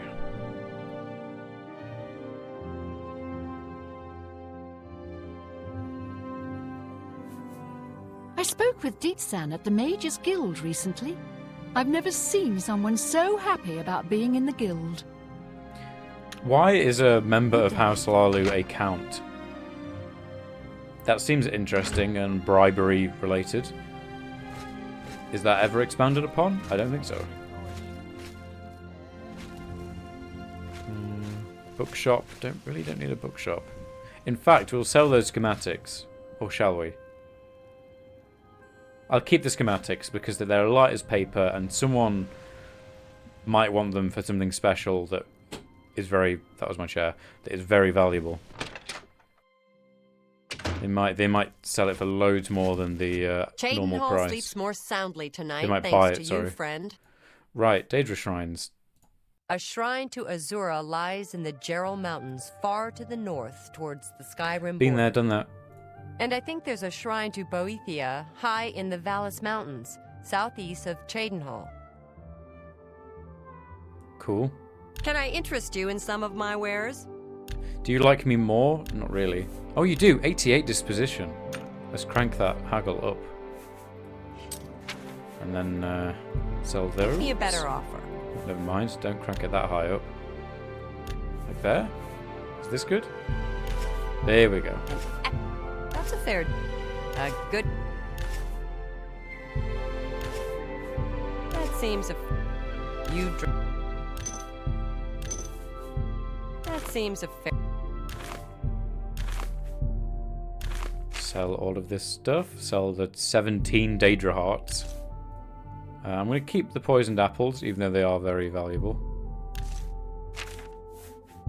Oh, That seems enchanted stuff. Get rid of that. That sells for max. Okay, I'll do that. Probably sell the shield ring. I'm not going to use it anymore. And I'll probably sell the circlet, to be honest, because I'm not going to use resist. It's like 15%. There was a time when that was some of the best stuff I'd seen. That time's long gone, honestly. Elven arrow. I might as well sell that just That's to a clean up good space. Get rid of those. Got flare arrows, arrows of embers. I'll sell the arrows of embers. What do you think these shopkeepers are doing with Daedra hearts? Oh, God knows. I mean, it's apparently very, very good in alchemy and in dark rituals. So mages will... Different schools of mages need them for different reasons. Also, you kind of learn as well that... So when you kill a Daedra, they don't actually die because their souls are tied to Oblivion. So their soul goes back to Oblivion, and then they are reborn with the same soul. So technically you're not killing them, you're just destroying their physical form. However, I think it's something to do with their heart. You can bind their soul with their heart, because the heart and the soul are supposedly interlinked. Like demons in WoW? Yeah, a bit like demons in WoW. So if you take their heart, you can do things with it. Like, for example, in Daedric armor, for example, is created by getting very high quality armor, which is almost always ebony armor. So the highest quality, and then using dark rituals, you bind the soul of a demon into the armor. It's like Daedric armor is like demon bound armor. So the soul, it's made with the soul of a demon, and it's something like the souls of several demons, and I think it's something like. So not only do you spend their soul to create the armor, but I think it's like supposed to be really painful for them or something, which is kind of messed up. But they are demons, so it could be more messed up. Also, I've got 20 grand now. That's quite cool. Let's go buy a load of repair hammers, because with this new Dremora longsword, I'm gonna need quite a lot more. Let's buy like 11. There we go. Take care. Like it seems like in Skyrim you need ebony ingots, which is like ebony is the second best armor in the game, heavy armor. I don't know if like I'm not sure if there's a reason, like if it has to be ebony. Like ebony does have significance lore-wise, but not really significance to demons like Daedra. So I don't know if there's a significance there, but like ebony is also pretty magical, and in like Skyrim, that's what Daedra is. It's like ebony armor. It's the second best armor in the game with demons inside it, which is pretty metal when you think about it. It's pretty metal, and it's also pretty metal. So yeah, How are you today? pretty cool concept, and that's what makes it the best armor, in that it's the second best armor with demons.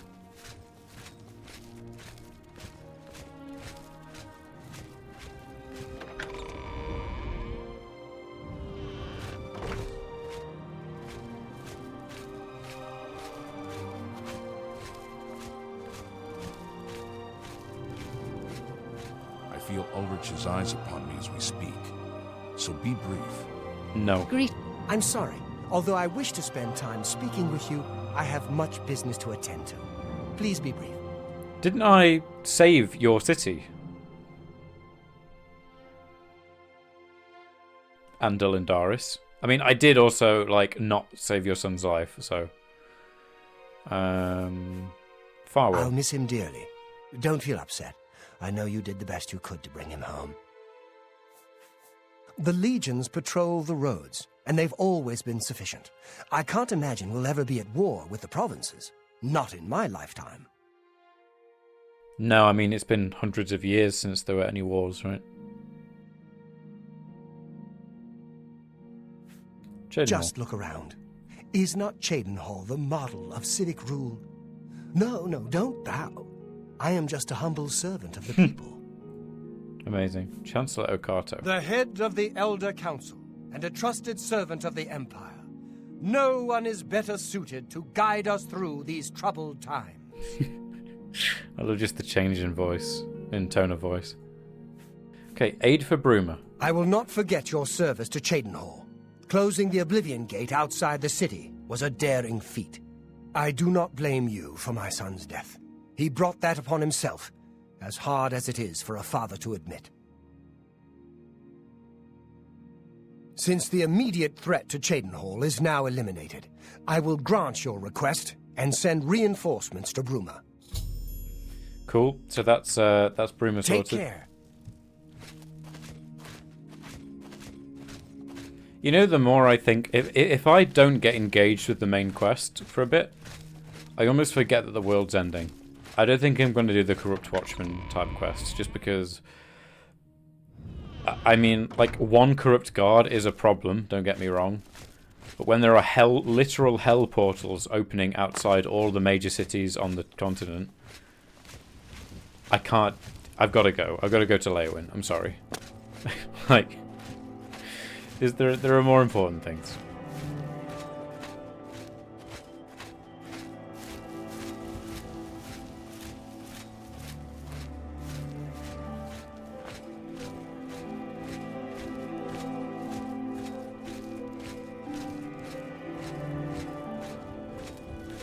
Right.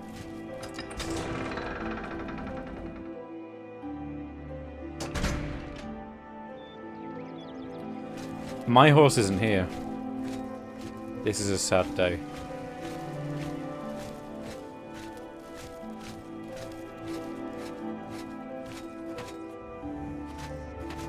This is a really sad day. I left my horse behind because I'm an idiot. Can I buy a new horse? Can I just buy another black horse? I know it's 5,000 gold, but I don't think I'll be using that gold. So... yeah, let's just see if I can buy another. I own the Black Waterside stables.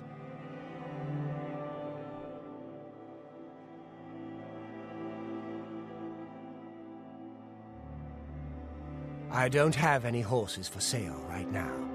You bought our last black horse. Damn it. Buy. My horse is in Bruma.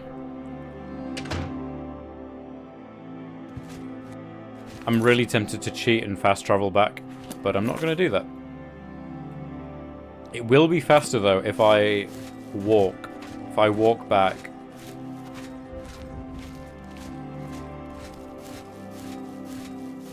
Do I fast travel? See, I'm tempted right now to fast travel back. Don't do it? Okay. I won't do it. That was all I needed. I needed one person just to say no. I won't do it now.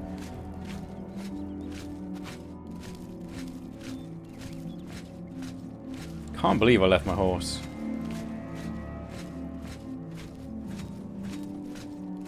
I think it's just because I didn't play the game on the weekend. You know, if I don't play a game, I think most people are like this. If I don't play a game in a couple of days, I kind of just forget where I am. I forget a bit of the muscle memory that comes with the game. And it was definitely muscle memory at that point, where it's like, if I'm going somewhere, I get on my horse.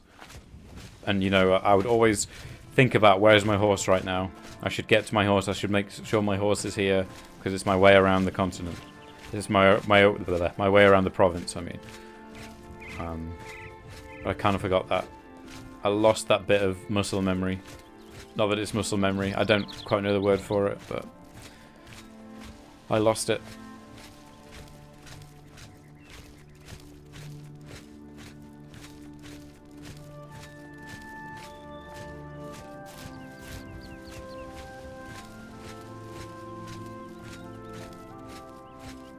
So I'll go, probably won't do this whole journey, but I'll do a good deal of this journey. And then I can do the rest tomorrow. Being a horse in this game is a perilous thing. If you're lucky, you get left in some city. If you're not lucky, you fall down a hill and go splat. Don't remind me. Can't believe I got ambushed. That ambush by the scamps, I think it was. Brutal. Brutal ambush. Reminds me, I really do need to get that horse armoured. I need to get armour for my black horse, because he's very valuable. And as they said in the stables, they don't have any black horses left. So, this black horse, this fastest horse in the game, is the only one I'm going to get. So I just hope he doesn't go splat like the other one. Though I think maybe Shadowmere is technically the fastest and best horse in the game. But obviously you get that for finishing the Dark Brotherhood questline. So, or nearly finishing the Dark Brotherhood questline. So I'm not going to be doing that anytime soon. I'm planning on, like, maybe not right now, But at some point in the future, start doing a different save file, if I do a different Oblivion video, and I might add some extra mods. Like maybe a fast travel overhaul mod might be cool. There are also several mods like an airship mod. You know, I'll get an airship and fly that around. I previously played Oblivion. I actually live streamed it as well. With... Ooh, bandits have dwarven axes now. I previously played Oblivion with Mascar's Oblivion Overhaul, and it adds a full animal taming. It adds like a Pokemon aspect to this game, where you can start taming like stray dogs and level them up, and then you can tame like most creatures in the game if you use a calm spell and your personality is high enough and your speechcraft is high enough, and you feed them and they level up and stuff like that. And eventually, if you have really high, it's really hard to do it, right? Really hard to do it. But if you have really high stats, like if you have like 100 speechcraft or whatever, and you get lucky enough, you can tame a dragon. Because Mascar's Oblivion Overhaul adds loads of new creatures throughout the game, including dragons, and you can tame dragons and just ride them. So on that playthrough, I played like a spellblady mage character, I think, and I got around Cyrodiil by flying around on a huge dragon. Now that was pod racing.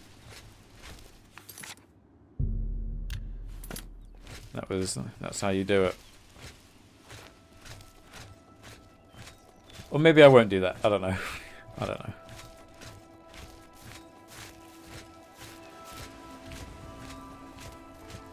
There is a Daggerfall mod that looks really cool, where you have an airship. For Daggerfall Unity. Really cool looking mod. It's like very expensive because in Daggerfall you get a horse and then you can get a carriage for your horse to store loads of loot. So you can go around doing all different dungeons, and then you just, when you're done with the dungeon, you offload all the loot into your wagon. And then ride the horse and the wagon back to town and just sell everything. It's a pretty cool system. Kingdom Come basically has that, but you don't have the wagon. You just have saddlebags that magically have loads of storage space. Your money or your life. And then you can also, like, in Daggerfall, get a boat. You can buy your own boat and sail around the Iliac Bay. Like, do really fast travel. But then there's a mod which, you know, if you're really rich and you're at the end game, you can buy a Dwemer airship. Or it's basically just an airship. I don't know if it's a Dwemer airship. Because those are kind of canon, really, in like old Elder Scrolls lore. An airship isn't crazy. It's not crazy. It's kind of reasonable in like pre-Oblivion lore. It's pretty reasonable to have an airship. If you're really rich.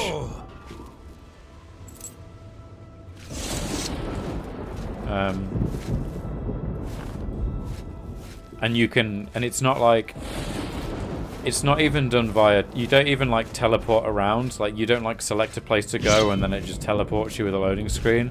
You actually manually fly the thing across Daggerfall, which is really cool.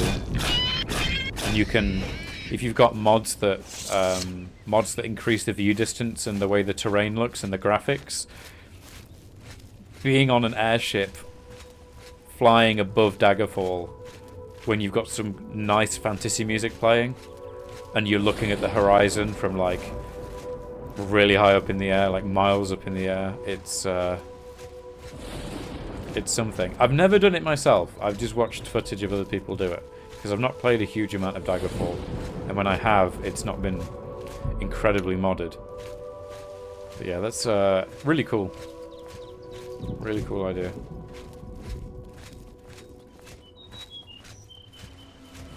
Problem is, you couldn't do that in Oblivion, it would just be laggy. In fact, there probably is a mod like that for Oblivion.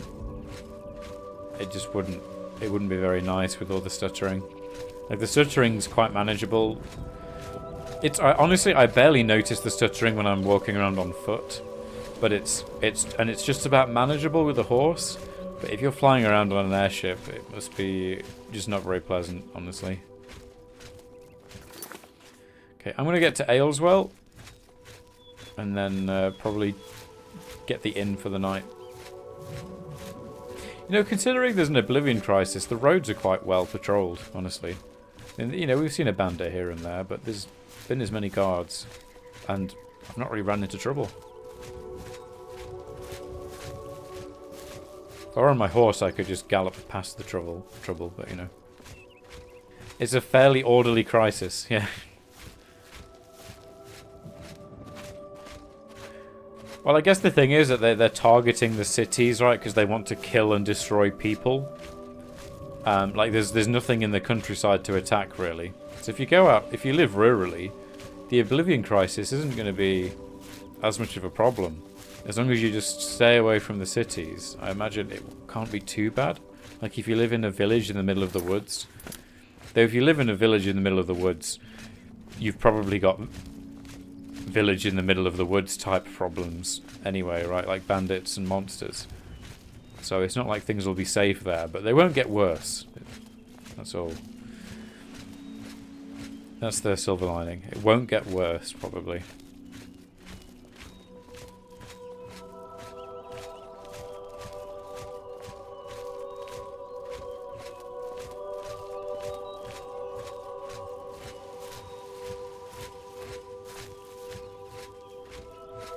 I kind of want to get back to the Imperial City. I kind of miss it. We spent like what, like 2.5 streams? Well, actually 2 and a little bit streams. 2.1 streams we spent in Imperial City. It was quite cool. But probably won't go there right now. I can go there after Bruma, actually. I might go there after Bruma. I could do that and then go to Coral. I'm not sure. We have to go to all the cities, right? It's not really super important which order. Got to go back to Kvatch. I forgot about Kvatch.